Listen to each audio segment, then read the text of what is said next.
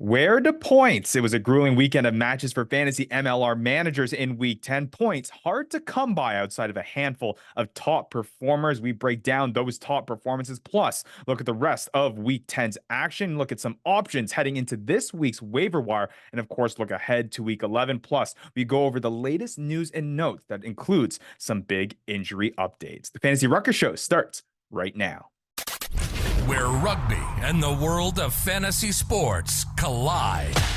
Welcome to the Fantasy Ruckers Show, bringing fantasy rugby to the masses, talking all things rugby from the MLR to leagues around the world.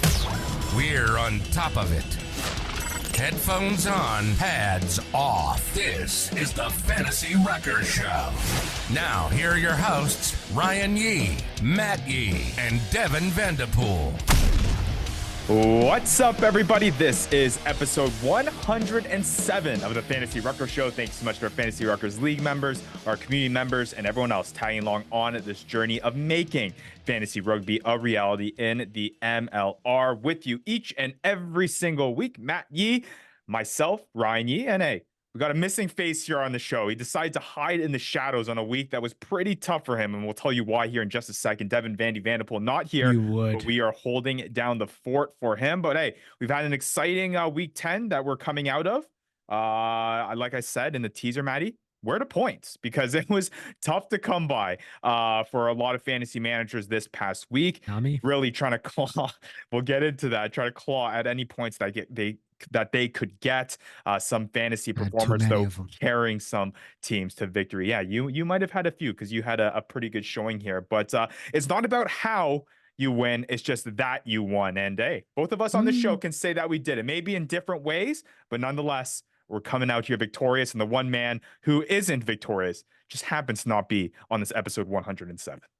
Yeah, I mean, look, it's all right. He took a beating. He took a bit of a hiding from me, so it's all right. I forgive him. All right. I would want to stay away from the show too if I took that type of beating from me. So yeah. It's all forgiven, Vandy. You're good. You can come back next week. I won't make fun of you too much, but you are basically last place. And for context, Maddie did face his fellow show host here in this week 10 matchup, and yeah, gave him a little bit of a beating here. We'll get into the actual match results a little bit later in the show. Matt, you put him in timeout. He's timeout on episode 107. Well, he can come back episode 108. Yeah, exactly. And it seems like he's going to be in timeout, at least in the standing wise, for a little bit here. Oh, all right. Well, hey, we got a jam-packed show here in episode 107, like we do each and every week. We got a week 10 breakdown, got some team of the week honorees to dish out. Gonna give you a little bit more waiver wire advice. It's starting to get pretty barren in the land of the waiver wire here as we continue to trudge on this 2024 season. But we do have some names for you if you do need a little bit of burst in your lineup if you've been struggling so far, or if you need some assurance if you are a manager that's doing quite well here 10 weeks into this fantasy MLR season. Of course, we'll look ahead to the week 11 preview. Got our predictions there. Vandy, he might be hiding away from the show this episode, but he was man enough to send me his picks for this week. And then, of course, Vandy might not be here, but the Triple D segment continues. I got the inside scoop on how he did. Might be another reason why he's not on this show, but we do have some Devin's Degenerate Dambles to look ahead to at the end of the show. But yeah, pretty exciting week 10, Maddie. It was pretty fun overall. Some nice outcomes there in some matches, some unexpected ones, some expected ones. It was a nice week. It was a good week. I mean, I guess some of our predictions didn't go necessarily as planned, but hey, that's what we love to see. We love to see us get surprised. Although, it did come with some crappy games on the weekend. I'm looking at you, Old Glory. Some crappy ones, but also some pretty exciting finishes in some of them too. Some surprising performances as well. Again, we'll break that down in this show. But before we get into it, like we say each and every show, if you aren't already, follow us at the Fantasy Ruckers. Handles up above if you're listening on the YouTube video, down below in the description if you're listening on the pod. Like, subscribe, helps us out a ton. That's not enough. Join our Discord. Link to do that is in the description as well. And hey, hey, check out the fantasyruckers.com, our platform of playing Mhm. fantasy MLR. Alistair Kirschpool, our website guru, has been hard at work throughout the season doing that, has put in a lot of work to make it the way it is now, continuing to make improvements. Been a whole lot of fun, whether you're an fantasy MLR junkie, or just a Major League Rugby junkie as a whole. Really cool spot for resources. Got stats up there, got eligibility, Canadian eligible stats, US eligible stats, all of it there. Check it out, thefantasyruckers.com. Yep. And the weekly challenges too, Ryan. Can't forget that. You can't forget the weekly challenge too. And we got a big time performance, but I'm not going to name who, but we'll get into it. Yeah, if you want your first taste of fantasy MLR, you can do that on the weekly challenge on thefantasyruckers.com as well. But hey, let's get right into it. Again, a jam-packed show here. So we got to get into the news and notes right away. And I said it in the teaser. I mean, injuries are starting to creep up here. I mean, there have been some teams that have been facing it more than other teams, but it does seem like the injury bug is starting to spread throughout Major League Rugby. It's a word that fantasy managers don't like to hear, Yep. especially for some of the names that are now going onto this injured list as it continues to pile up. Yeah, I mean, and it looks like the plague that usually hits the Toronto Arrows has somehow traveled its way south of the border to the closest city to the border, New England and the New England Free Jacks. I mean, just last week or just in the past game, Jason Potros looks like his ribs were hurting. Yeah. Luckily they got by coming up, but yeah, he looks like he might actually be missing a couple weeks at least too. Yeah, and I guess we'll start off with the New England Free Jacks. You mentioned them, Matt, a whole bunch of injured guys there. Obviously, we talked about the Vian Conradi news last week, out for the season. John Poland Yep. earlier in the year is out as well. Jason Putro is getting injured in the past game, and then recent news through some sources and through the conversations that were had on the broadcast. It sounds like the injury that Reese McDonald sustained last week, our top fantasy player for quite some time, he looks like he will be out for the next 3 to 4 weeks at the very least as well, with that try diving effort that he had. Too much effort, Reese. Too much. Yeah, and I mean that's a tough loss. I mean, again, that's one of the top players, marquee players in fantasy MLR. Managers have been riding with him all season long. He's been kind of a marquee of weekly challenge lineups as well. Yeah. Managers are going to have to I figure out a way to be without Reese McDonald for the next few weeks at least. And we'll get into it, but it looks like they look like they were kind of missing a guy like him in the lineup this past week.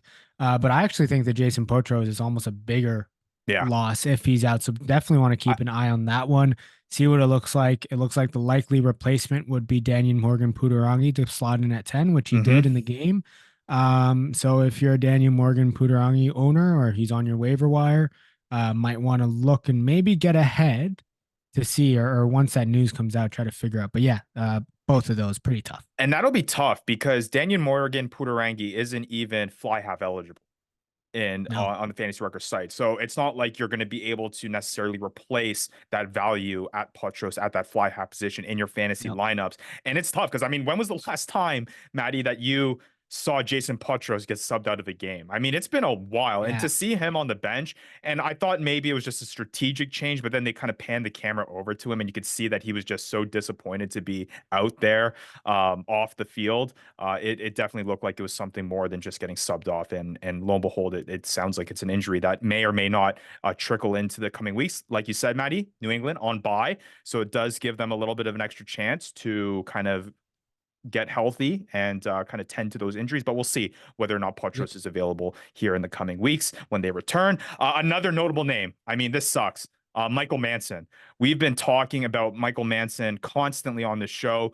We say that we have a guy that always just explodes in the fantasy world that is under the people's radar, people that we just don't know about. And Manson was one of those guys that came onto the scene here and just absolutely has killed it for fantasy managers this season so far. Don't know the exact information and details about the injury he sustained, but based on the broadcast and how he was taken off the field, it seems like Manson's going to be out for at least this next week. Yeah, it didn't look like he was putting any pressure down on that. I think left or right leg. I don't know, one of them. But yeah, he wasn't putting any pressure on that being helped off the field. So definitely have to keep an eye on that one. And it sucks because Utah felt like they were just getting over the hump and finally bypassing all the injuries that they've had earlier in the season. Obviously, Joe Mono was out at the earlier portions of the season. Caleb McEnany wasn't playing. Well, we can only assume that might have been due to injury stuff going on. And now Michael Manson's out. And we talked about on the show, Matt, how they are arguably at least up there as some of the best back three trios in the entire league. And they are a Yep. pivotal piece with how Utah has been playing as of late and them being on the field all at the same time. And as soon as they finally have had a couple string of weeks where they've been on the field and looking good, now they get shot with the Michael Manson injury that is tough. Yeah, tough, but we guess we got to look at the other back three that are on Utah to see how they replace him. But it doesn't Absolutely. stop there, Ryan. No, it doesn't. And this is just more information. Again, injuries are always a tough thing here in Major League Rugby because some teams are better than others in sharing us injury news. New England does a fantastic job of sharing that injury report among their starting lineup that they release each and every week, which as fantasy kind of advocates, we're very a big fan of. So take note, other Yep. teams, if you guys could start doing that, that'd be fantastic.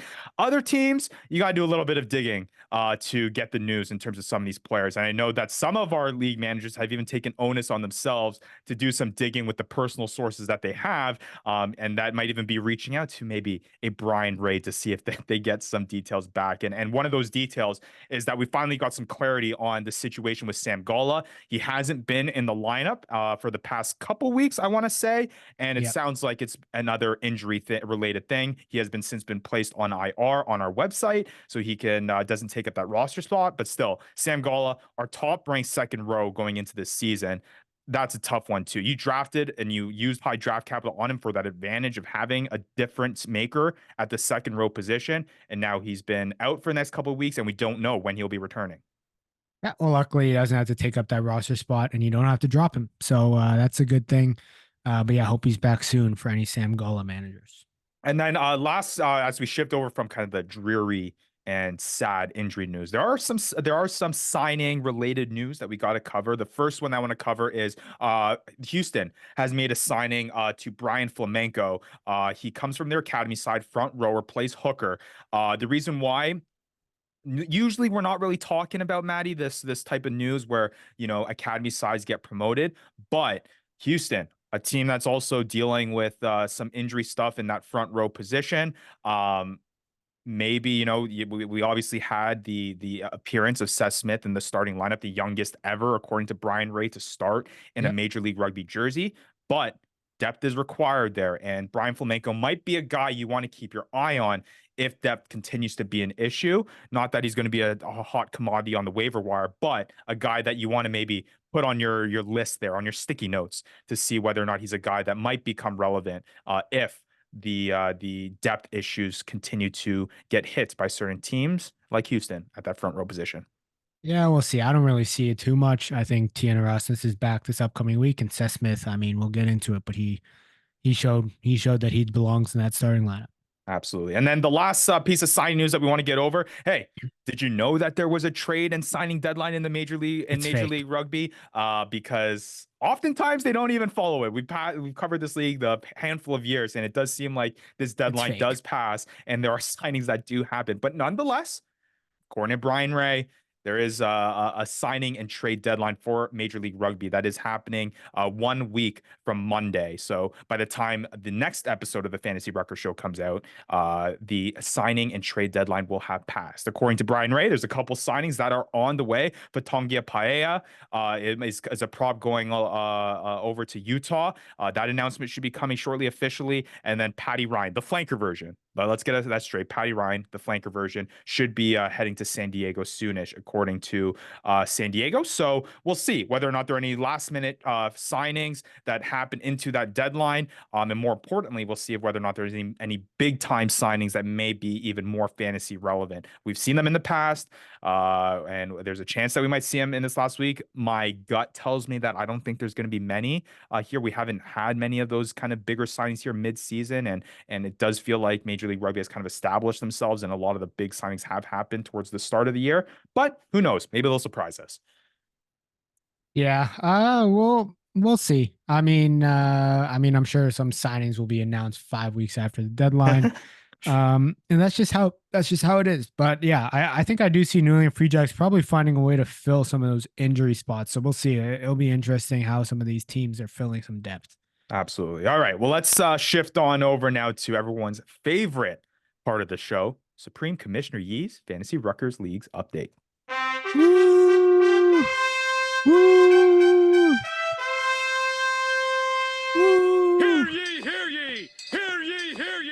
The boos have turned into woos. Hear ye, hear Uh-huh. ye. Here is Supreme They're Commissioner never Yi with the booze. Fantasy Ruckers Leagues update. I don't know, Maddie. We might have to pull the Nope. tape on that because I'm pretty Nope. sure about They're never maybe down to the booze. wire. Two Nope. episodes ago, they were boos. Nope. And now they're No, they were woos not. Well, because it just no, happens. maybe it just happened. I mean, maybe you got to fix who you're talking about in these updates. Unfortunately, even as Supreme Commissioner, the dictatorship does not go that far. And I Well, cannot put my hand in the fantasy performance breadbasket.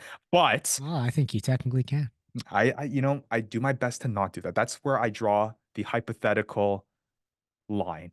Okay, when it Yeah, comes to okay. ethics, fantasy ethics, Matt, 101. That's where you But draw the border, eh? Matt, you've done pretty well. We start off this league update every single time by filling the people in on the weekly challenge that we have going on. We're now 10 weeks into this thing. It's been fun, a way for people to test the waters when it comes to fantasy MLR. You pick a 5-man lineup at 5 different positions. You got a $15 budget. Budget going into each week is based on the rankings of those players. And it's been fun. And last week, Maddie, you killed it in the normal Well, fantasy league, and now yep. you're showing off that you're a diverse guy and you have many skill sets, and you can kill it in the weekly challenge too. You put up a heater of a week with 72 fantasy points for our top weekly challenge fantasy performance. Why don't you tell the people the lineup that you had going into this week? Well, it was basically the Seattle Seawolves roster. So if you saw our social media posts, you would have saw it. But yeah, it's a lot easier to pick players when we got a team playing the anthem, having Daquan Perry, Dylan Nell, Sam Windsor, Tavita Kerr, Johnny Duncan Matthews. They all showed up. And Ryan, you asked where the points.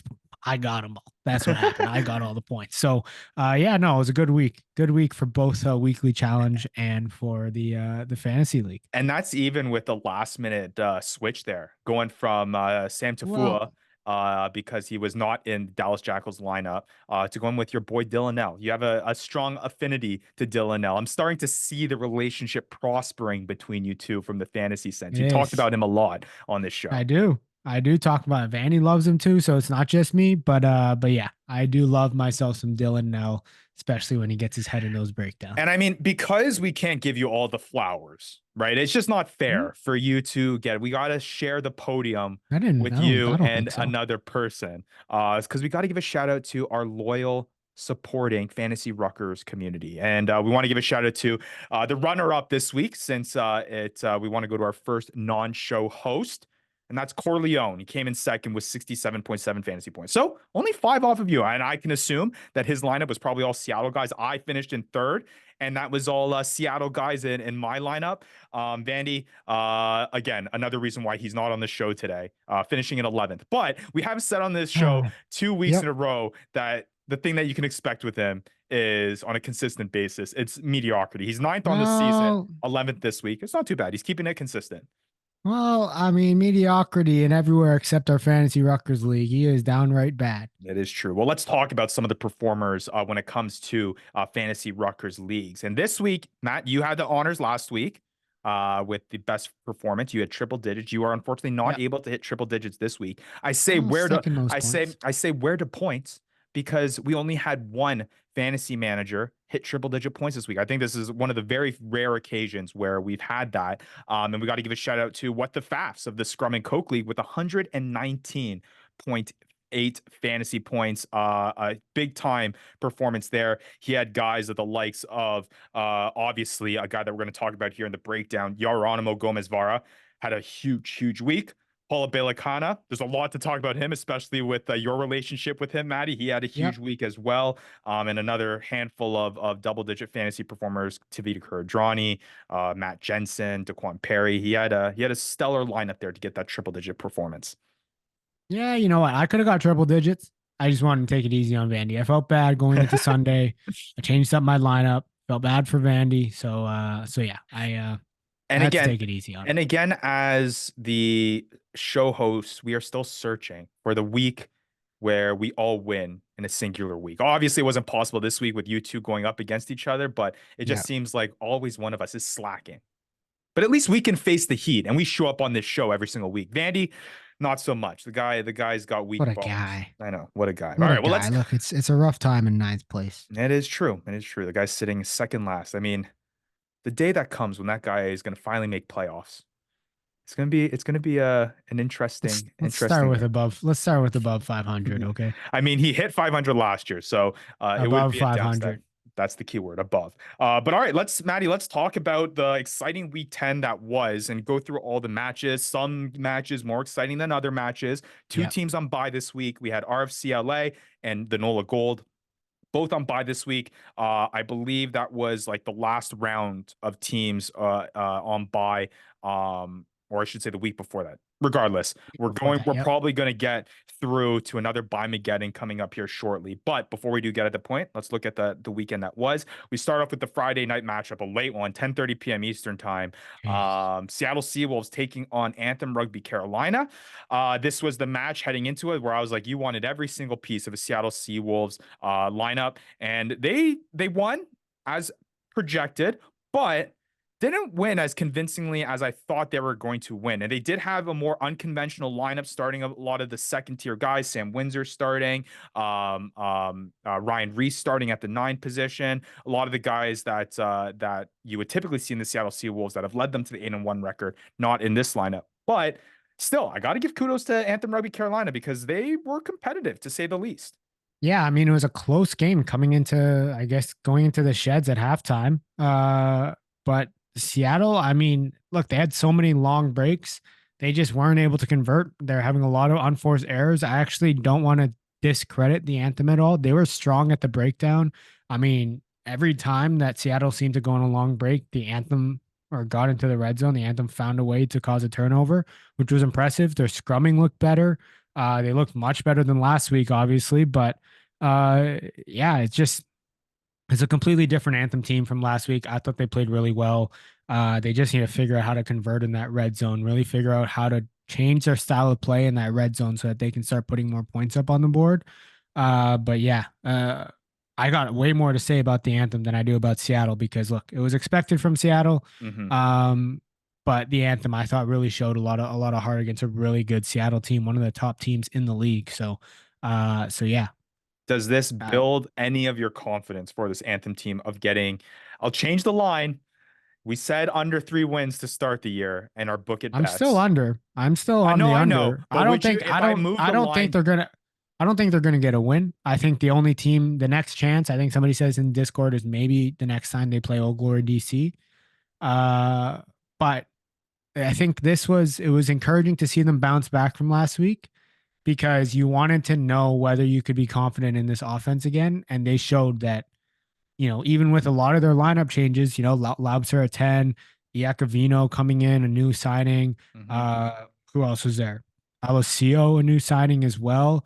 Yeah, you built some confidence that you could still trust the Anthem offense and still trust the Anthem players. All right. Well, let's talk about one of those Anthem players here as we dish out our first team of the week honoree. Let's dish out our center team of the week player, and that's Tarangatira Waitokia. 19.7 fantasy points for Waitokia. He's having a great year. I mean, he started at the back 3 position, the first time in 3 weeks that he's done that. Plays the full 80 minutes, scores his 4th try of the season, double-digit tackles again for 2 back-to-back games with double-digit tackles, and he adds a try assist on top of the 77 meters he gained. I mean, is Tarangatira Waitokia a player that you are now plugging and playing your lineup no matter what? Yeah, I mean, look, there's a couple guys in that lineup that are just like Gaffa as well as another guy. Like both of them are just absolute mutants. Like they find so many ways. They had the ball in hand a lot. They just rely on them so much. So yeah, I would definitely say Tarangatira Waitokia is a guy that you can play in your lineup and trust in your lineup along with Junior Gaffa as well, which I think you're going to get to. Like at this stage, let's say you have where does Tarangatira Waitokia in the range of centers lie in the rankings? Like, would you play him over LaRue Milan? Like we'll get into LaRue Milan's his performances so far, but he hasn't really shown anything too explosive this year so far. I mean, look, Tarangatira Waitokia is the second highest rated center in the league.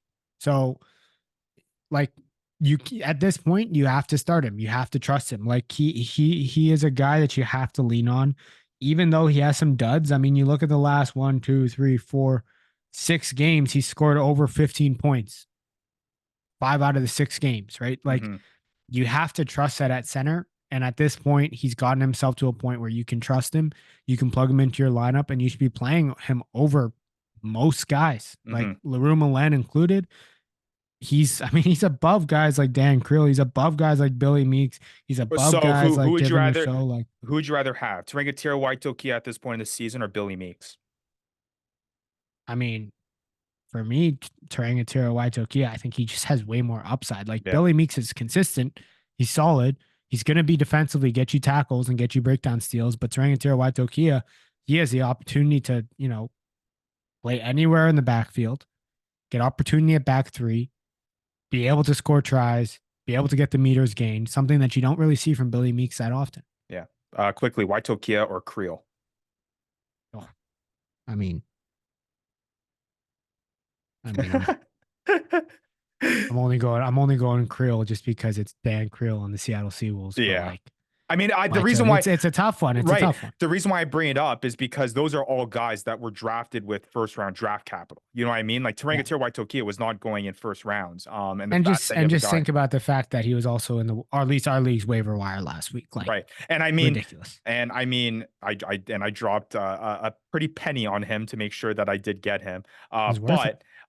To be fair, I think to your point, as we shift on over to the Seattle guys, he does carry that gray cloud of being on the Anthem. I think there's that stigma there with a lot of fantasy managers that they really don't want any of these Anthem assets. But to your point, Maddie, there is a lot of value, fantasy value with certain guys on this team, despite them, not necessarily on the score sheet performing at the utmost. But from a fantasy perspective, Yeah. there are guys on this team that are going to cut it for you each and every single week.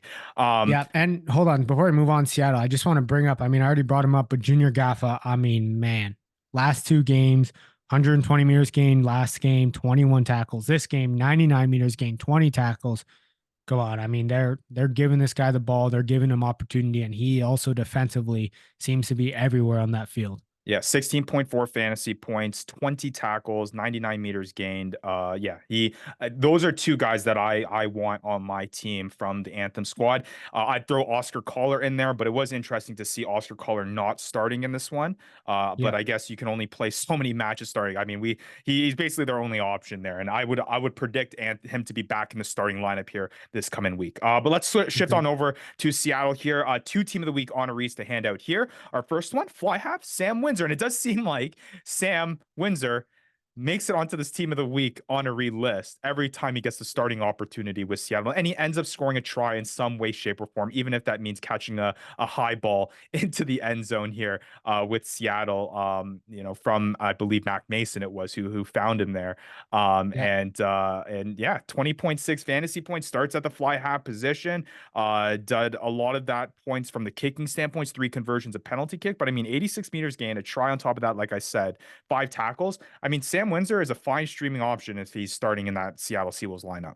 Yeah, but that's a key. He's got to be starting because as long as he's coming off the bench, he's kind of useless. But when he starts, you know that you're going to get a good performance out of him.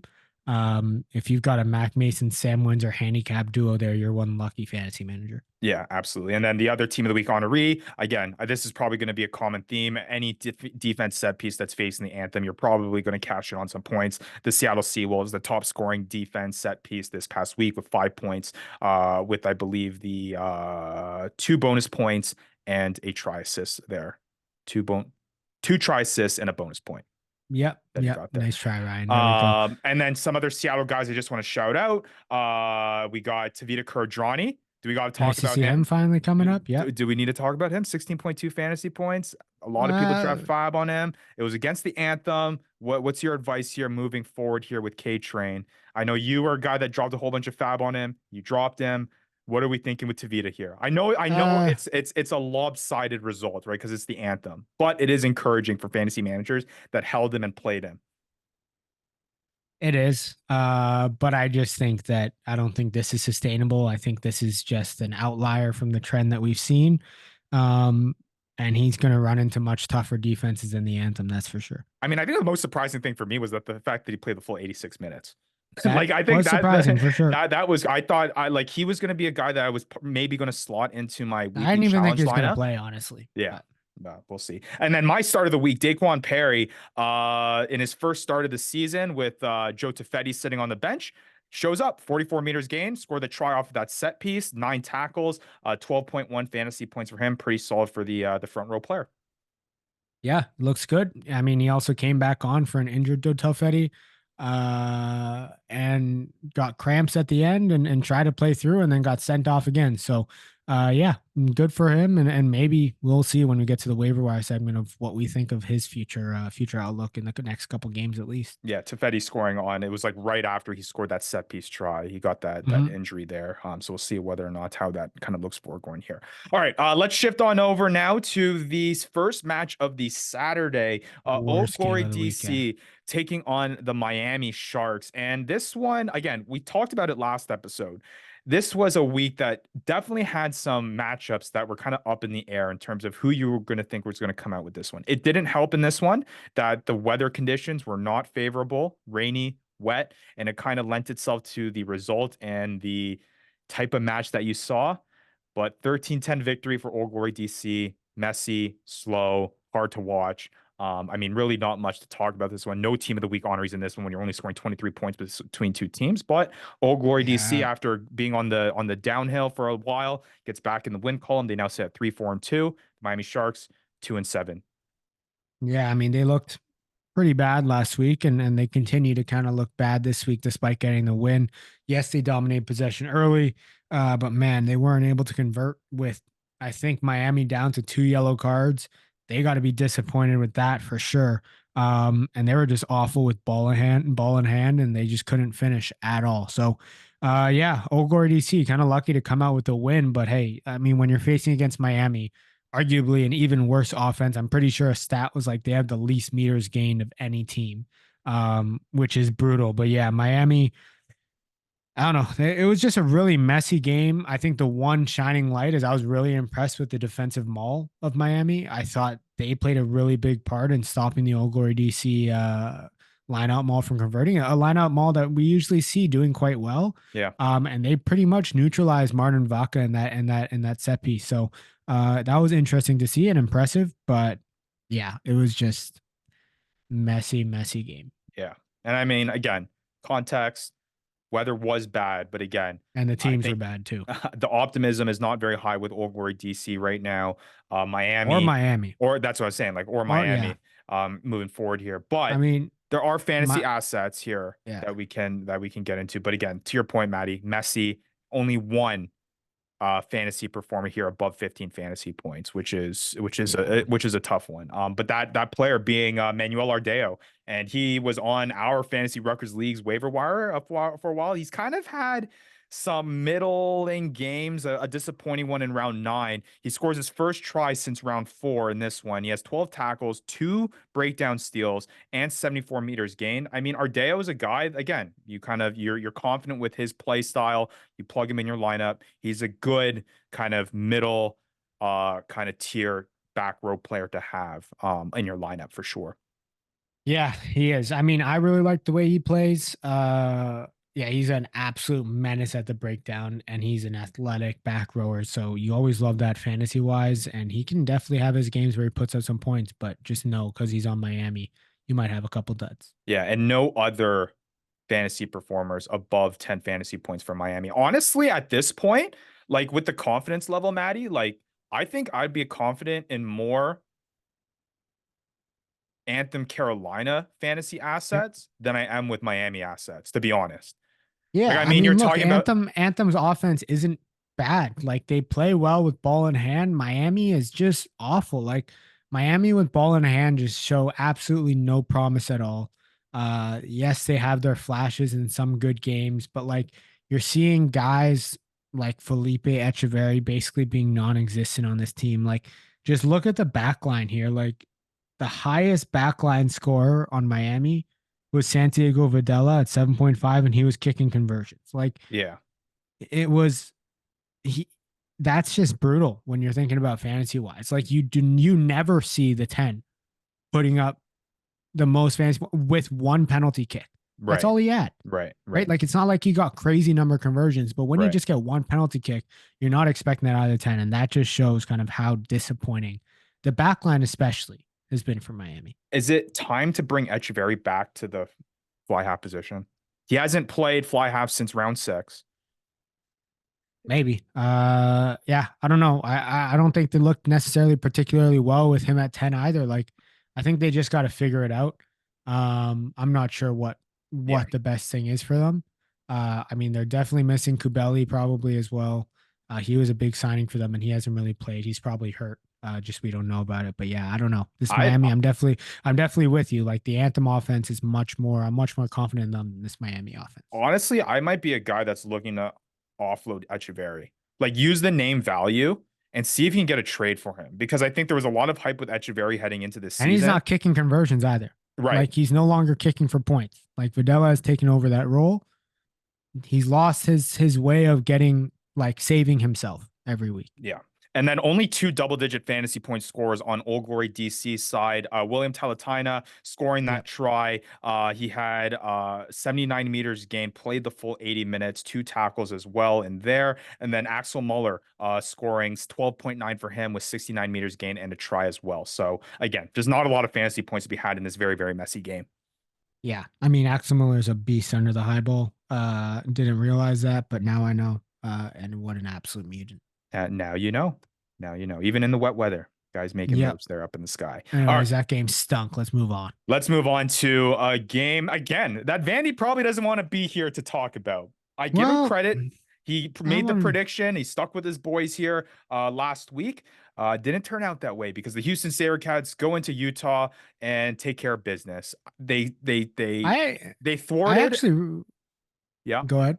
I was just said they thwarted a Utah comeback. I mean, Houston came out quick and fast. I gotta talk about that. Okay. We gotta talk about that. Let me say 26-20 victory over Houston or over Utah. Houston now 8-1, Utah 4-5. Yeah, and I wanted to actually get Vandy's thoughts on this game because I wanted to see just how loyal of a Utah fan he really was by the way that he reacts to my thoughts on their comeback. But first off, let's get to the game. Utah, I thought they came out well. They had the wind at their back, so it was a windy game. You notice how with all the kicking mistakes that Houston was making, the wind was everywhere. Utah had the advantage in the first half. They won the kicking battle. They had the win. They were playing extremely quick ball. It was really putting Houston under pressure. I thought almost honestly, like sometimes too quick. But yeah, it was, they just moved it before the structure was even set, but Houston dealt well with it. Their defense was under pressure. Yes.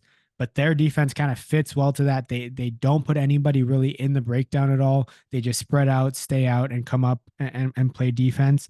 And yeah, I mean, the other thing is that Utah's D just really just couldn't keep up with that ground and pound and like the physical offensive that Houston is so used to. And we saw that kind of come back. I mean, Houston, I thought we saw it come, like their back line was coming back to life. I thought they looked much better than they did in the past few games. But I mean, let's talk about this. Utah does not deserve to have that comeback at all. Let me walk you through all the things that led to the comeback. 1, a weak yellow card. All right. A weak yellow card. All right. 2, another weak yellow card. 2 weak high tackle yellow cards. Literally shouldn't have never been yellow cards. I don't understand what decisions are being made, but those were awful. And then 3, the try that I think Matt Jensen scored was clearly a knock on. He knocked it on and it went off the Houston player hand and back into his hand, which is clearly a knock on. They didn't look at it. They decided, oh, we're not going to check this one upstairs. So Utah, look, you got a lot of help from the refs there. A lot of help from the refs there to try and make this game close and to get you that defensive bonus point. And I would love to hear what Vandy had to say about that, but I think Vandy's a smart man. He agrees with me.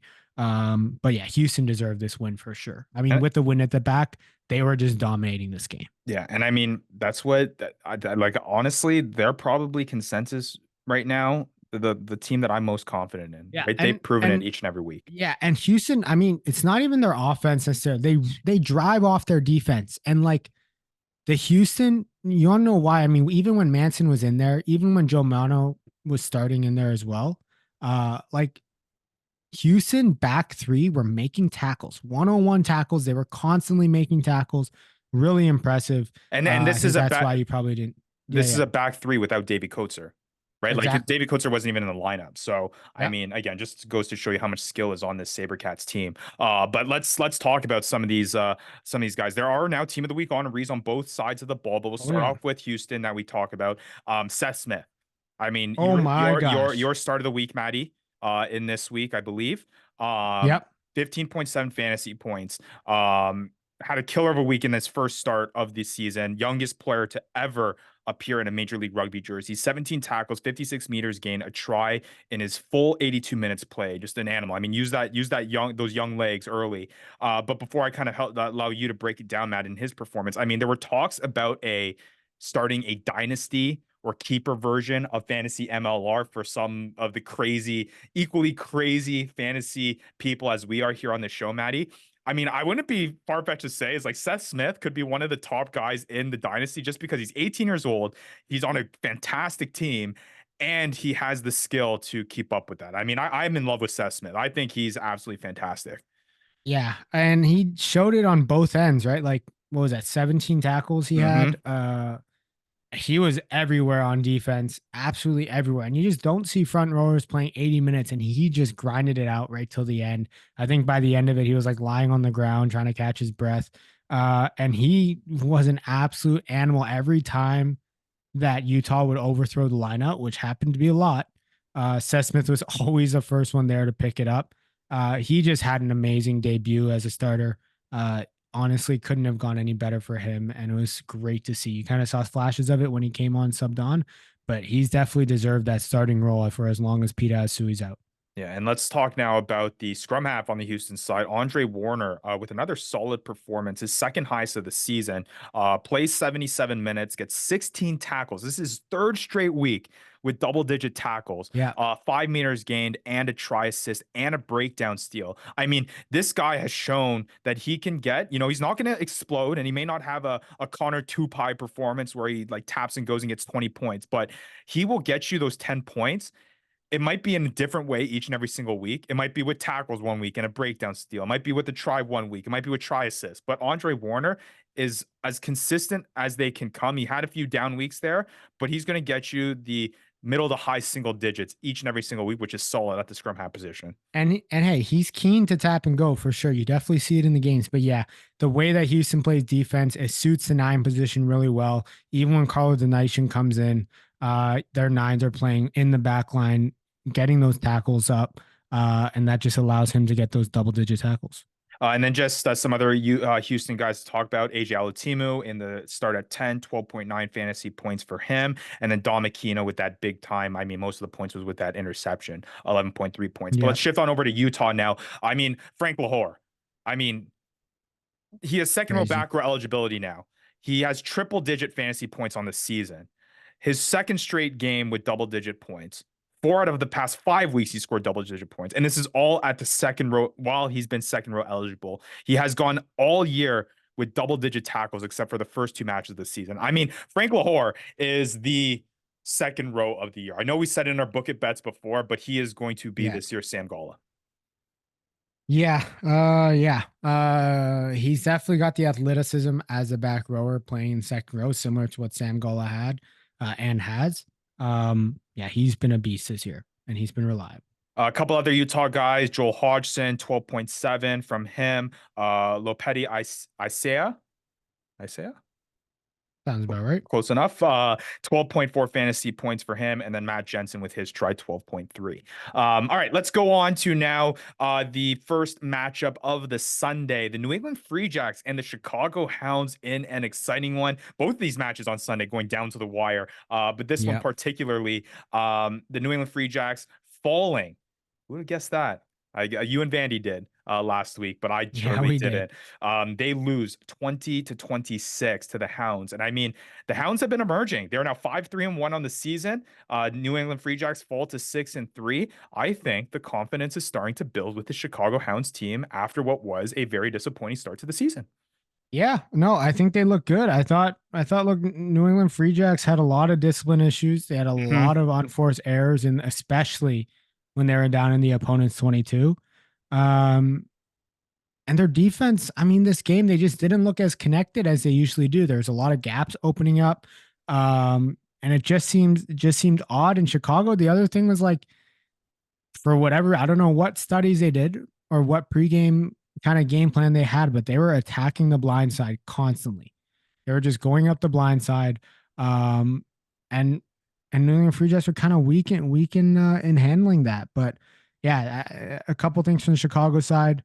I thought, you know, the set piece maul was looking really strong.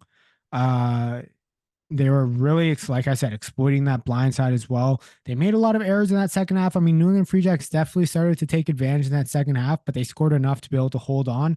And I mean, when we get to some fantasy players, we got to talk about Billy Meeks just being an absolute mutant on defense, saving them the game at the end. Yeah. Which was awesome. But yeah, what a game, what a finish! It was exciting to watch.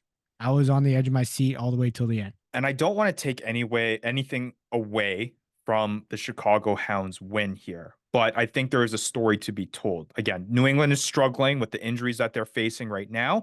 And again, you mentioned the word undisciplined. I think this was a lot of New England losing this game Well, than it was the Chicago Hounds winning. Now, yeah, give credit to Chicago for capitalizing on those mistakes and coming out triumphant at the end. And again, a lot of that were forced errors by them and how well they played.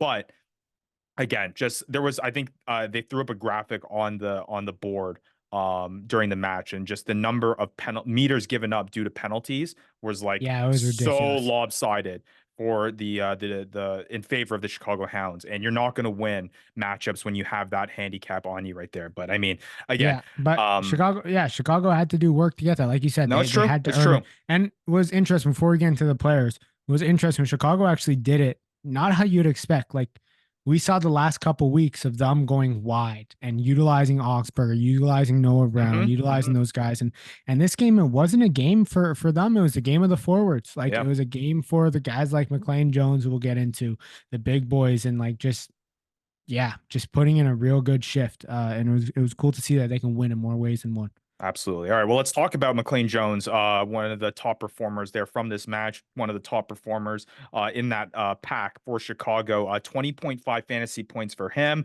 scoring 2 tries in this one, 19 tackles, 43 meters gained. I mean, again, he was kind of the epitome of this Chicago team and how they were kind of running their offense in this match, and who was going to be benefiting from that. Yeah, McLean Jones. I mean, he was just right place, right time. Just found a way to get into the try zone. So good for him. And then a couple other Chicago guys that we got to talk about. Adrian Carls, again, pretty locked on from the fly half position for Chicago. 3 straight 17 games. tackles. 3 straight games where he's got double-digit points, 17 tackles in this one, only 9 meters gained. But you add that to the 1 conversion kick and 3 penalty kicks. Pretty solid from him. And then Billy Meeks. I mean, we should probably count that breakdown steal, the 1 breakdown steal he I was had, as gonna probably say, like 10 points. Can we should do be a that? bonus point in itself. Yeah, it was. I mean, when he came up and you just see Billy Meeks' bald head and everyone's going in for the taps, it was pretty jokes, and obviously they were Yeah. pretty stoked about it. But 11.8 fantasy points for him in that match. And then you flip onto the Free Jack side. I mean, the biggest performer in this one was Paula Bellicana. And I want to dive into this player a little bit more because he's a guy that has just been absolutely disappointing this whole season long for fantasy managers, because he was picked in the top 2 rounds, top 3 rounds maybe if you were lucky, in the fantasy drafts earlier this season. He hadn't scored higher than 11.8 fantasy points. That was his only double-digit fantasy point performance up to this point. He was out last week on the injury report. And then he comes out 23.3 fantasy point performance, 2 tries, his 3rd try of the season, 112 meters gained, and 7 tackles. I mean, if you held on to him and you still have him on your roster at this point, you're probably pretty reassured by Balikana and the way he played in this one. Yeah, and all transparency, I dropped him this week in order to get some starters in and so I could fill up my lineup. But yeah, I mean, he had a great game. He finally found his way into the try zone, and that's what he was missing. Yeah, he had some decent meters gained in the past few weeks, but you really needed the tries from him, and that's where he kind of gets you that value. And he just wasn't getting that. He finally got a double this week. And look, New England's gonna have to rely a lot more on their star guys now that are left, guys like Paula Balakena, to really help drive this team forward. So, I mean, looking into the future, you're going to have to figure out, hey, you know, do I think that he's going to continue on this trend because of the injuries that they have, or is he going to kind of regress back towards his average this season? And that's kind of the question, right? Which I was just going to say was that, do you take it? And I guess it's kind of a half glass full, half glass empty type approach. Do you think he's going to capitalize on the additional opportunities he's going to get because to win games, New England is going to have to run their offense through him? Or because New England is on the downturn right now with all the injuries that they're facing, does he get hit with that? It's up to the fantasy manager to kind of take Yeah. that approach on how you feel about that. Other I free will say, Ryan, that their offense looks a lot different without Potros in there. Like they need to sort some things out. They need to gel, and they're going to take this bye week to really figure it out. And then the last two New England guys I want to talk about, Daniel Morgan Putorangi, 13.9 fantasy points for him. He started at the fullback position, 95 meters, gained a try, assist, and 3 tackles. He also had some conversions in there, one conversion kick that kind of boosted up his total there. And then Wayne Vanderbank continues to kind of put adequate performances out there, even when they're not really eye-popping performances. 13.1 fantasy points for him. He's now at 123.2 on the season. Another just kind of showing there from a guy that you can be pretty confident in your lineup each and every week.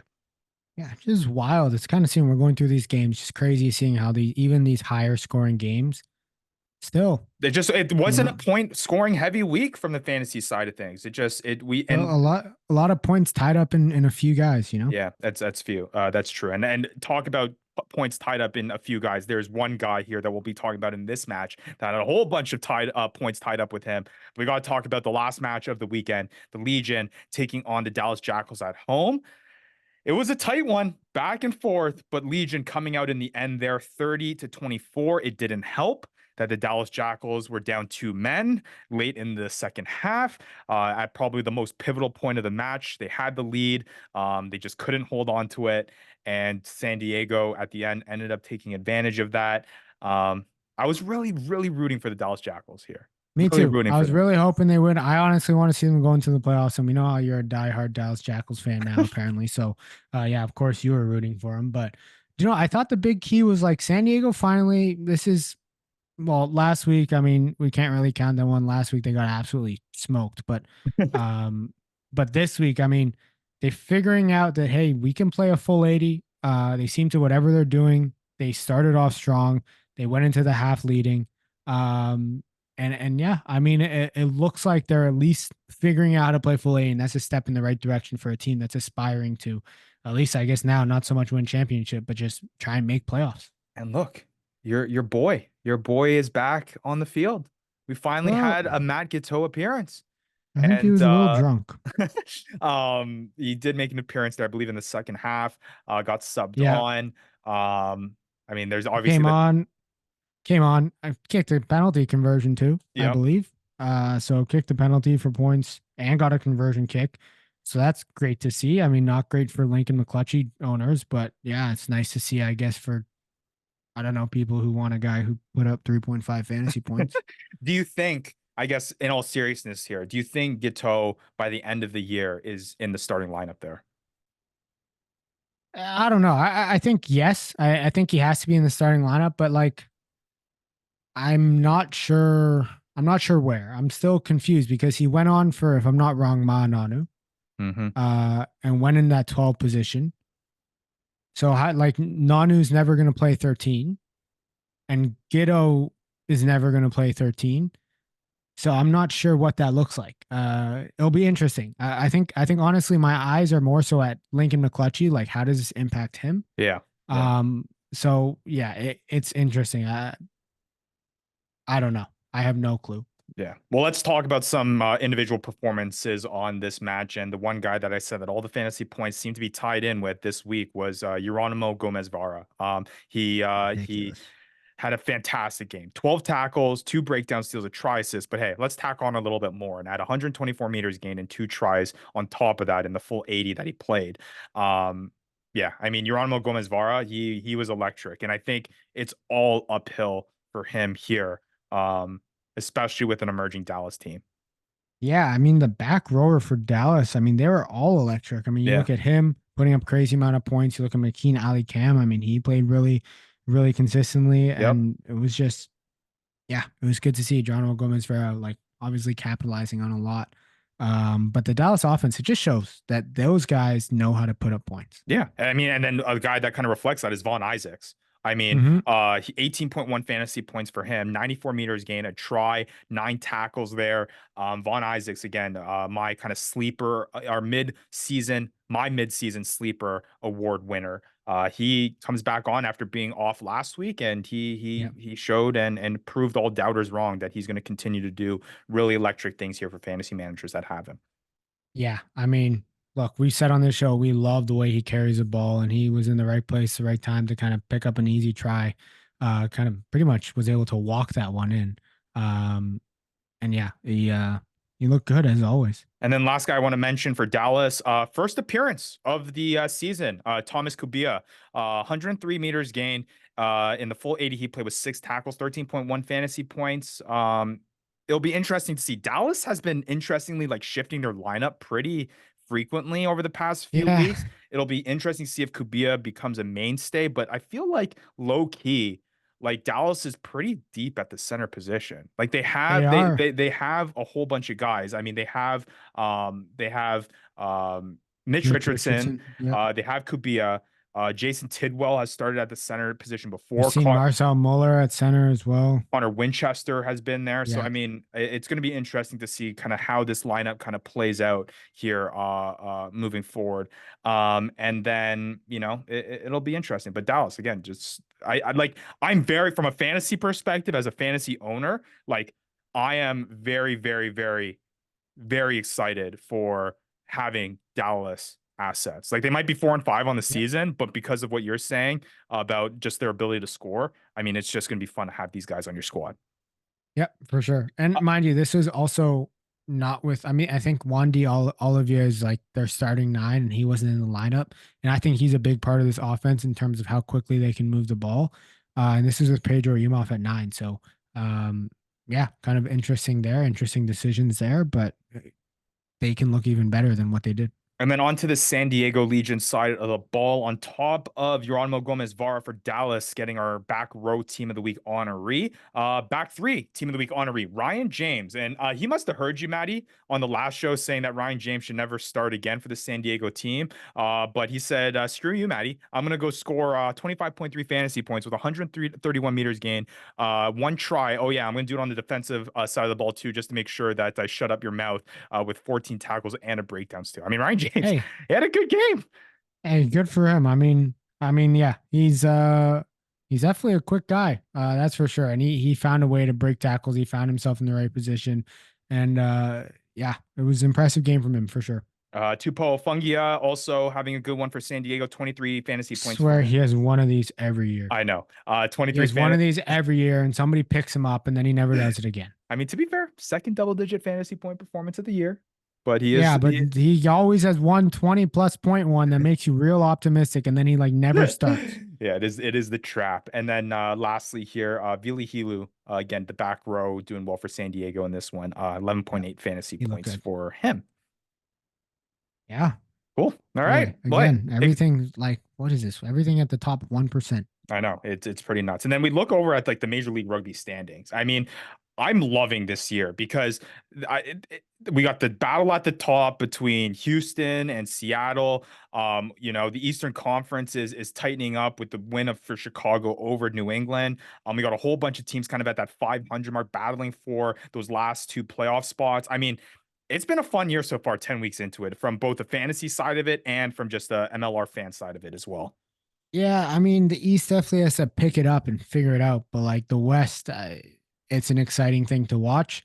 You're definitely looking at who's going to go to get that last playoff spot, because I think it's pretty tight between San Diego, Utah, and Dallas. So Yeah. we'll see there. And then on the East, kind of weak after New England and Chicago, but always fun to watch, I guess. Yeah. I mean, competition. That's all we're here for. So we'll see. Oh, there's only competition on one side of the country. That's true. All right. Well, let's go on to now guys that you need to look out for on your waiver wire in case you have, again, 2 teams on bye with pretty notable fantasy assets. New England, they're going to be able to recover from injury a little bit, but you're not going to have, big time guys like Daniel Morgan Pudarangi. You're not going to have Wayne Vanderbank. San Diego also on bye. So a lot of notable guys on there. If you're a McClutchy owner, you're Yeah. not going to have him. Connor Tupai, you're going to need options there as well. So keep an eye out for there. But Matt, you and I were talking before we hopped on this show. I mean, this waiver wire is starting to get pretty barren. I mean, guys are Well, disappearing. There is yeah. value. I think a lot more of it now is just streaming options. Again, we'll see whether or not there's any big time signings coming up here. But at least for me, there's no one on this list that we're going to get into that is necessarily worth big time fab bucks here for you to drop. Yeah, it's tough. I mean, yeah, it's honestly just tough, especially when you're looking at positions like scrum half and Yep. fly half where Yep. there's not a lot of depth. Like those are the positions where you're really struggling to find guys. Mm-hmm. And even for someone like this positions like center and back three, I mean, you're kind of scraping at some of them because some of these guys who have maybe been on the waiver wire for a while, they're not really anything special because they've been there for so long. Yeah. You're kind of like, hey, like he hasn't shown me anything to prove that he deserves a spot on my team. You might as well take a flyer with some of the newer guys that are maybe not don't have as much total fantasy points, but have had some recent really good showings. All right, well, let's start off here with the front row position. What options we have here? It sounds like we're in consensus in the option here. Again, we mentioned it in the Yeah. Seattle Seawolves Anthem breakdown, but Joe Taffetti hopping off, looked a little bit injured there after he scored that try. Daquan Perry getting the start over Joe Taffetti here in that kind of mixed lineup against the Anthem. Daquan Perry was able to come back on. He did have cramps, so he had to get subbed off again, but this is kind of an insurance pickup again to capitalize on a pretty solid Seattle team that it has the inept ability to score some set piece tries. Daquan Perry might be a guy that, again, if you're the Joe Taffetti owner, I'd probably drop fab bucks here to have that insurance if you need a guy Yeah. there and have that handcuff. But if you just need a front row streamer, because you have any of you have Quattrin as your starting front rower here, I would be pretty happy. It's kind of a wait and see approach to see what the Seattle Seawolves lineup looks like. I mean, he has 17.6 fantasy points and he scored a try against the Anthem. It's solid. Yeah, yeah, and you definitely. I mean, it's lucky that he gets to be also part of that Seattle Seawolves offense too, and so that's pretty good. Other guys, I think maybe you can look at is like not really waiver wire, but guys you can maybe take a chance on if you just have a spot that you need to fill. If somebody has dropped Declan Moore, as well, like he hasn't played in the past few weeks. If he's back from injury, he might be back from injury at some point. But yeah, it's pretty tough pickings up here in the front row. Absolutely. All right, let's now move on to the second row position. For me, I've had this guy on my waiver wire watch list before, but he's going to appear here again at a position that is pretty barren in terms of the options that you have. But Regan Leslie of the of Anthem Rugby Carolina is a good option for you. He has gone back-to-back games where he's played the full 80 minutes. Out of the 7 matches that he's played this season, 5 of them have been double-digit tackles. Kind of what you like to see as a second row position to get you the 5 to 8 fantasy points that he has the ability to get you. He would probably be much higher on your rankings and probably much higher on the waiver wire watch if he didn't get that yellow card and the red card in that round 2 matchup. He only has 30.7 fantasy points on the year Yeah, so far, but in that first appearance when he got the red card, and I believe it was from the 2 yellows, it was minus 7.2 that he got. So I think you can hop on that. He has the ability to get meters gained. 4 out of the 7 matches he's had over 20 meters gained. 2 of them have been above 40. Might be a nice little streaming option for you again. I yeah, wouldn't and at expect too this, much though. yeah. And at second row position for me, I got James Scott for the Hounds. He was, I think, my waiver wire pick for last week, if I'm not. Yep, he was. He has been my last 2 weeks waiver wire pick. People aren't listening to me, so he still hasn't picked up. But he's just a guy who's consistent. He'll get you consistently 4, 5, 6 points. He's up against an Old Glory DC side who we've talked about as being trash. So I think it might look good for him this upcoming week against Old Glory DC. And now looking back at it, both of these guys were our waiver wire pickups last week. I guess people just aren't listening to us. But I guess that Oh, lends hey. to the question. If you have a marquee name at the second row position that just isn't performing for you, right? I can't think of any names on the top of my head right now. Because of the ceiling, the limited ceiling that a second row position has, would you pick up any of these guys just to play them because they just haven't been necessarily that great for you? Like, are there any guys that you would kind of, you know? Mm, I mean, I don't know. I think for me, like second row is a position where you just kind of, unless there's a guy there that you really love, you just gotta wait until the Yeah. lineups come out because I think it's so variable. Like you could take a flyer on a guy who's slotted at second row. You know, maybe he ends up being in the back row in one of the lineups. So you might like to see that. That might bode well for you. But I think second row is just a tough position here to really think about replacing a marquee guy when, you know, the marquee guy might still be getting 4 points, 5 points, which is exactly what you're going to get from one of these guys too. Yeah, I completely agree. All right, now let's move on to the back row position. For me, I'm capitalizing on what seems to be a positive kind of outlook in terms of how the Chicago offense is rolling. Not only do they have the ability to get it wide, but they showed that they can move it through the forward packs too. And McLean Jones has had some solid performances this season so far. That you're really getting a boom bust type player when you get McLean Jones, though. So just be aware of that. You know, he has three performances this year where he has double-digit points out of the 7 starts that he has.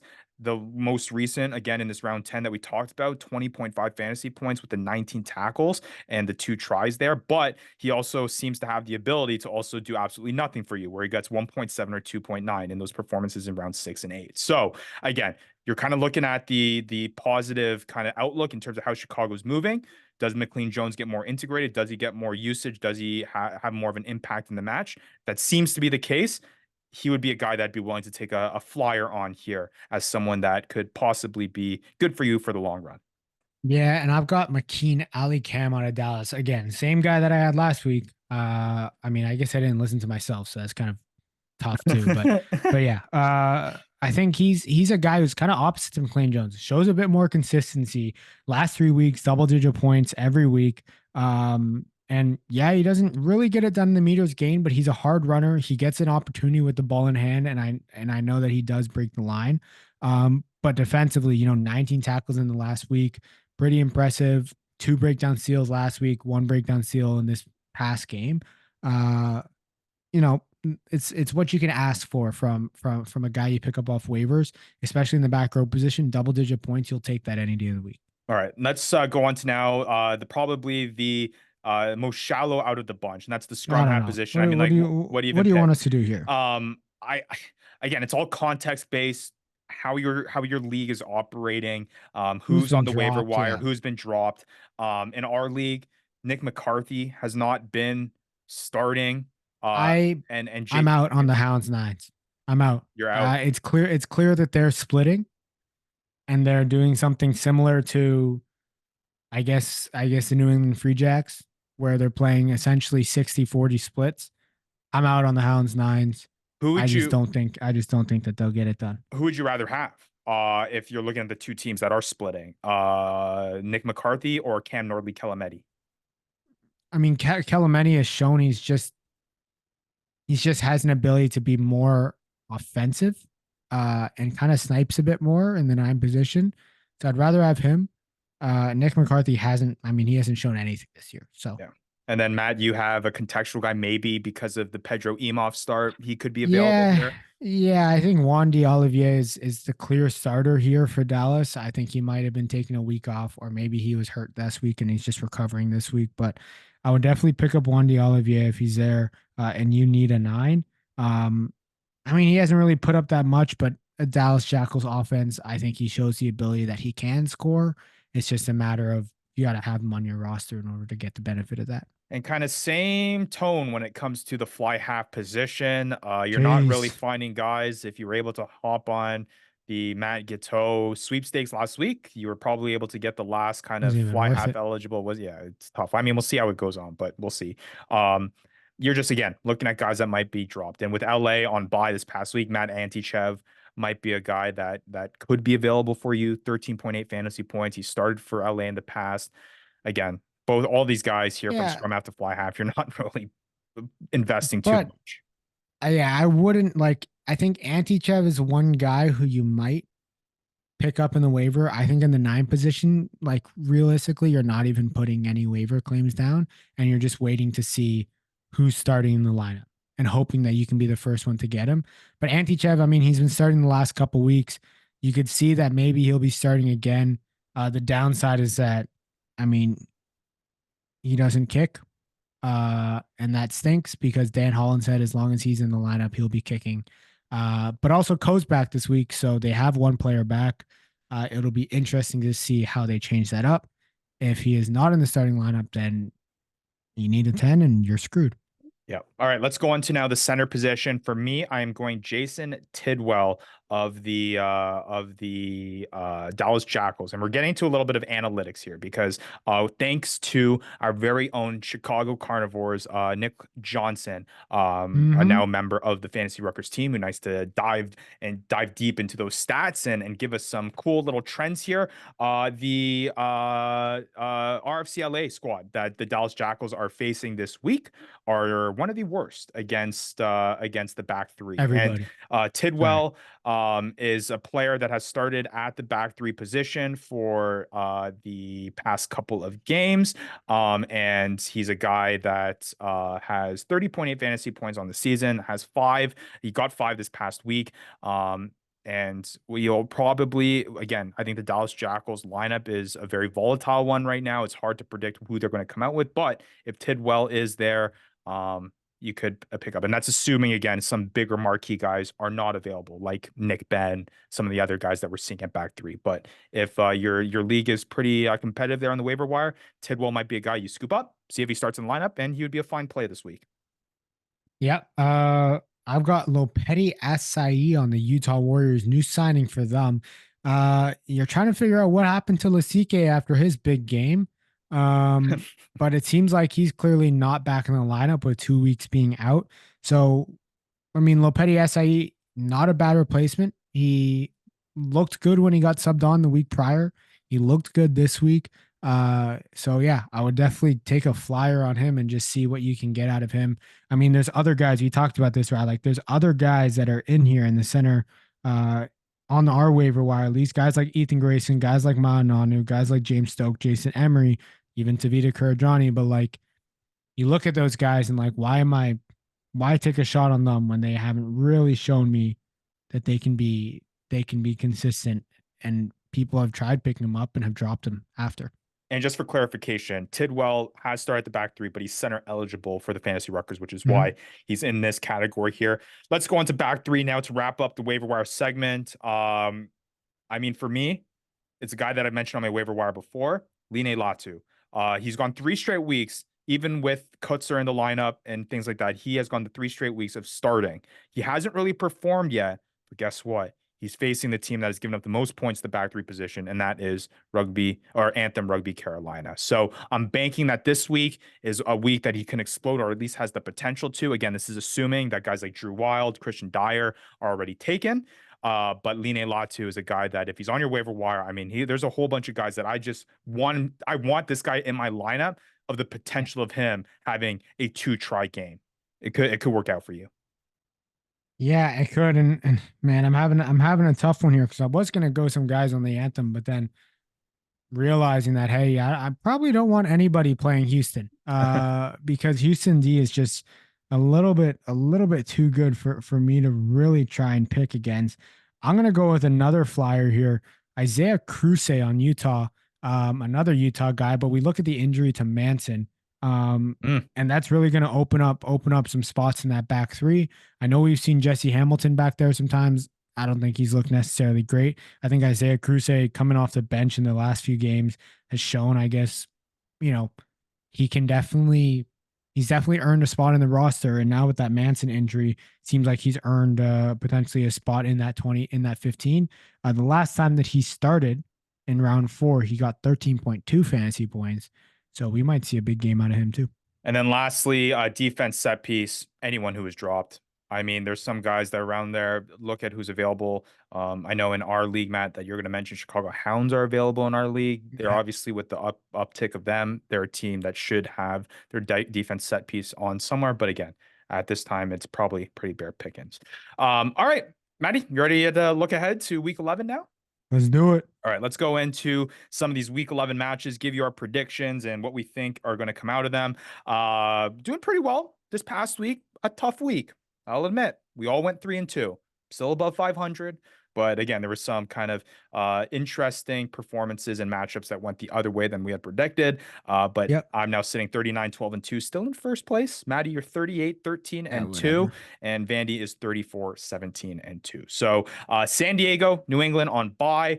We open up with the very first matchup. No Friday matchups this week, I believe, right?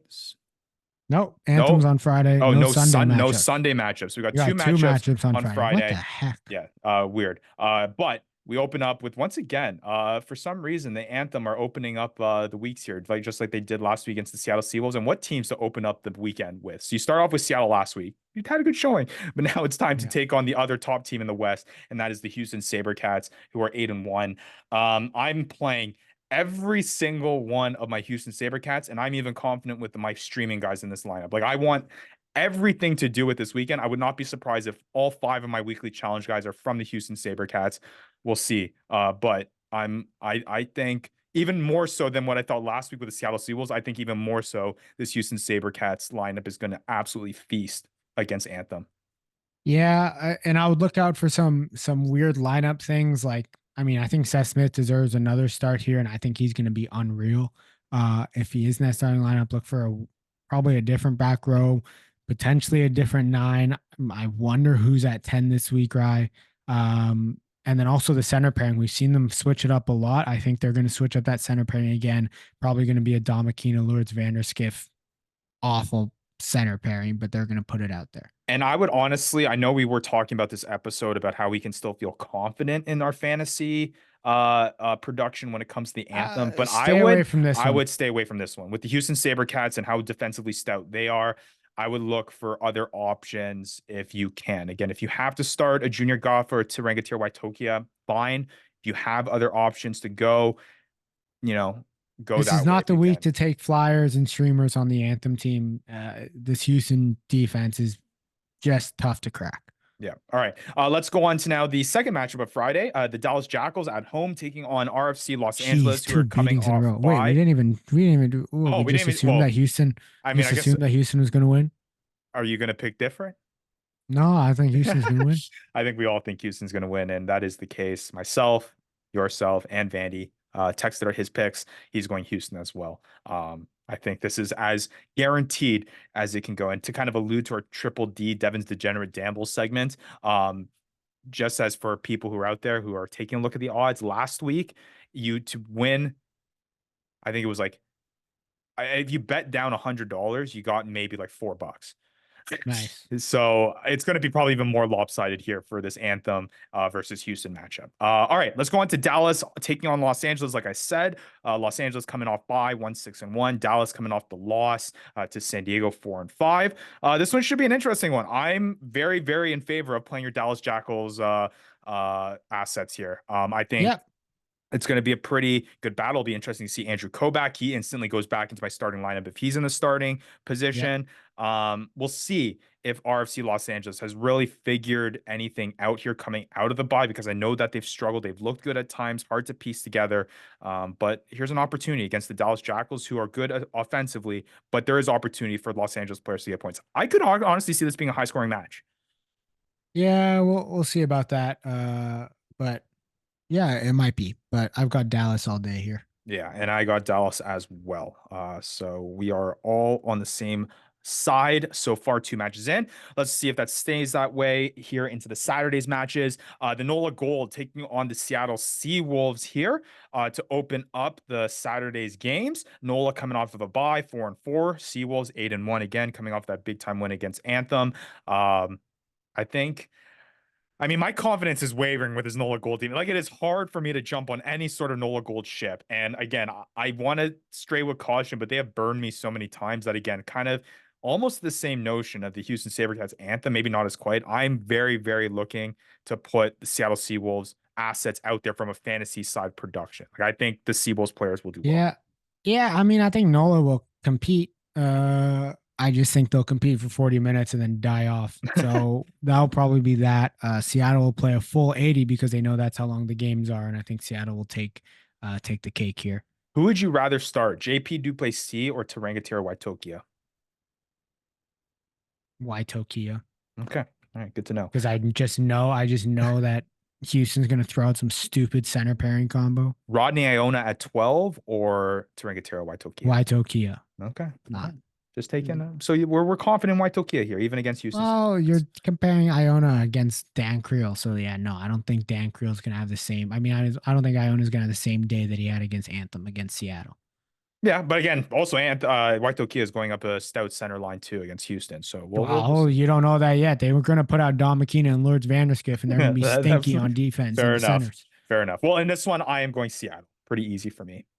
Yeah, me too. All right, still same on the board. This is turning out to be quite the opposite of last week. Let's go on to the second matchup of Sunday. Chicago Hounds taking on Old We're going to be the DC. same across the whole board. This is dumb. Why do we mean it? We all know we're picking Chicago. Right. And I mean, Old DC sucks. And then we go to the last game and we know we're picking Utah. Why do you got to spoil it for the people, Maddie? Well, I'm just saying, we know what Vandy's picked for that last game. Anyways, okay, let's go. Let's do the song and dance, Ryan. Chicago, Old Glory DC. They're going to put Graydon Bowd at 10. They're going to lose. They're going to play awful rugby. They're going to drop the ball a bunch. And Chicago's going to put up a bunch of points. Can we record you on that? Because I don't know. Maybe Chicago has a stinker in this one. Oh, yeah? Oh, yeah. Maybe Old Glory DC has. Oh, wait. They've had stinkers all year except one game against the New England Free Jacks. It's always the case here, figuring out. I mean, both teams, they've shown how bad they can be. So, but I'm with you here. Chicago all day on this one. And I'm confident in.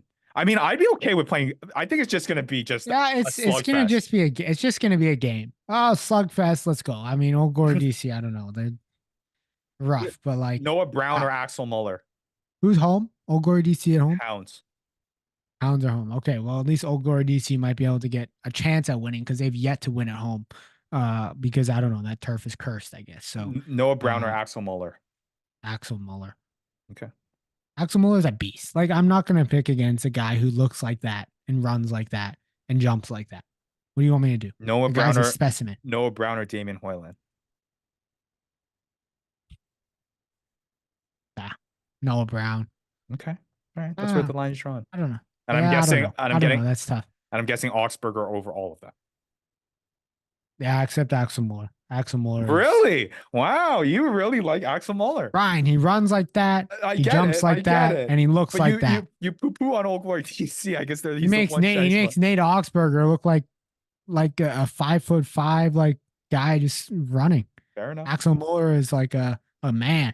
All right. Well, not enough on this game. Let's go to the last game. Continuing this song and dance, as you say, Maddie. We all go Chicago on that one. Miami is at home taking on the Utah Warriors. Does Vandy even want to come back? Does he want to catch up to our record? Like, he's just picking the same picks that we picked. Well, you knew he was going to go. Why don't you go ballsy and go the other way on this one then? Because Miami's got the least meters gained out of all the MLR. Their offense looks like they just catch the ball and run into people. Well, enough said. I guess we're all looking at the same exact stats on the fantasyrecords.com. But yes, nonetheless, I think we're all going Utah here.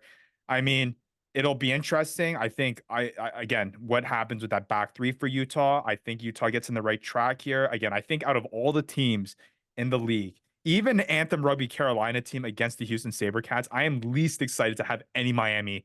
Outside of maybe Manuel Ardeo, I am the least excited to have any fantasy assets from Miami.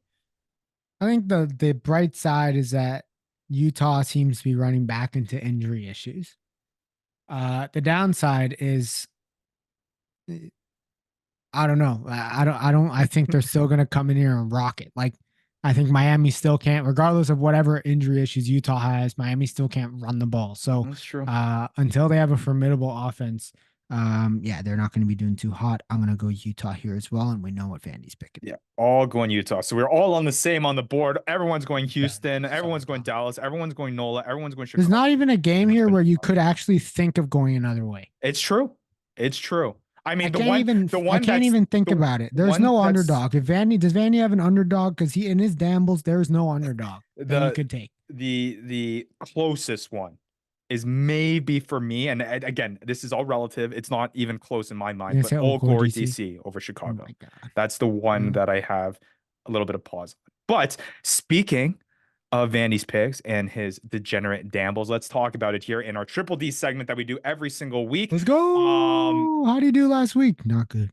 Yeah, not good. He came off a week where he made a little bit of bank there, and he was riding the high of a gambler that is found his new cash cow in MLR betting. He gets absolutely crushed this week. He put on a 3-leg parlay with Houston, Dallas, Chicago. Dallas not pulling through with him on that one. He went with the minus 35.5 line. So Seattle had to win by 36 points over Anthem. Did not win that one. And he also went with the Miami Sharks winning with plus 400. In his defense, I also went absolutely $0 on all my bets that I put on my week. So I am down now, I believe, $30 that I put this week. Oh, that's why they call it Degenerate Dambles and not Damn Dambles or something. It is true. Clever. You're not supposed to listen to us. This is just you guys hearing our pain of losing money here. This is not any tips, but we're going to continue here. Vandy has said that he has to take some time after the tough week. He's got to take some time to make his picks. I'm going to tell you what I'm going to have right now. I think this week I'm going to go with a 5-leg parlay and I'm going to pick all the picks that we had. Okay. And I'm going to put down $20 on it. Wow. I would do the same if I wanted to gamble. I think I'm going to do that. You're the only sane one here, Matt, but I think I'm going to do that. We'll see if Vandy has the same idea, but we'll see. We'll see how we go. But the Degenerate Dambles are seeping in to the fantasy. Oh, it's getting more and more degenerate. That's for sure. That is for sure. All right. Well, hey, there was a lot to cover in this episode. Again, I think we're going to have another exciting week 10. There should be a lot of fantasy points to be had this week. Hopefully more that we had in the lack of points this past week, but nonetheless, like we said at the beginning of the show, it's not how you win. It's just that you win. And both of us here, winners this past week. The only man that's not here. It's not a coincidence that he was the sole loser this week. But hopefully he'll be back next week's show. We'll see. We'll see. But hey, for Matt Yee, for myself, Ryan Yee, we'll be back next week with another episode of the Fantasy Rucker Show. Love you, Vandy. You've been listening to the Fantasy Ruckers Show, bringing fantasy rugby to the masses, covering everything rugby from the MLR and beyond. We hope you enjoyed the show. Make sure to like, rate, and review, and be sure to tell all your friends. We'll be back soon, but in the meantime, connect with us on social media at the Fantasy Ruckers. Till next time, this is the Fantasy Ruckers Show, signing off.